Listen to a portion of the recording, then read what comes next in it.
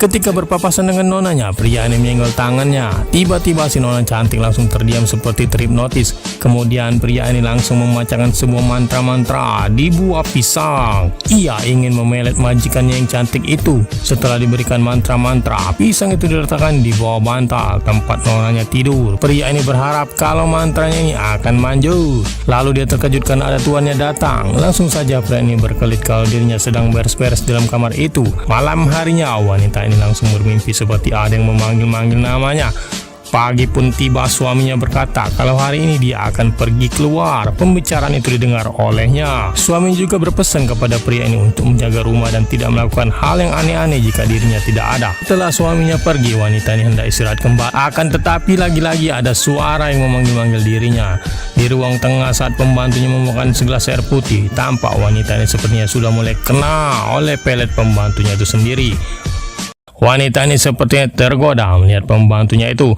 Dalam hatinya, kali ini mangsaku pasti dapat. Aku dapat seekor kucing yang cantik. Si nona itu terlalu agresif, terus merayu dan menggoda-goda dirinya akibat efek pelet yang dilakukan oleh pria ini. Tanpa mereka sadari, tiba-tiba suami wanita itu pulang. Melihat ada pakaian berserakan, menambah rasa curiga yang amat dalam. Secara diam-diam dia pun menaiki tangga dan mencoba membuka pintu kamarnya. Dan ternyata tidak menemukan apa-apa di dalam itu.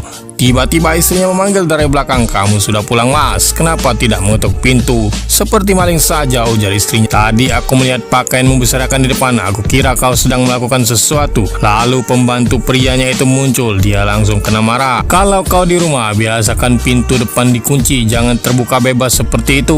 Nanti kalau ada maling masuk, siapa yang mau menjamin?" "Baiklah Tuan, maafkan aku." Dia pun lalu disuruh mencuci mobilnya.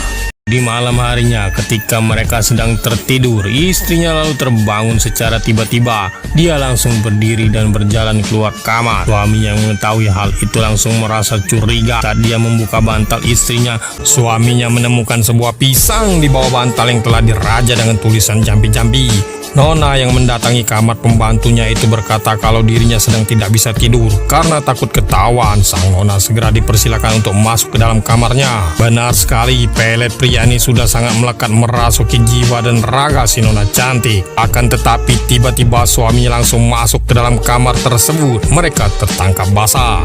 Seketika suaminya teringat istrinya pernah berkata kalau dirinya selalu merasakan hal-hal yang aneh belakangan ini. Akan tetapi suaminya telah menaruh curiga kalau selama ini istrinya telah diguna-gunai oleh pembantunya sendiri. Ternyata tidak habis dipikir. Rupanya sebenarnya semua itu adalah ide dari suaminya sendiri untuk membuktikan apakah istrinya ini adalah orang yang setia. Dia sengaja memperkerjakan laki-laki itu di rumahnya untuk mengetes kesetiaan cinta istrinya dengan suaminya.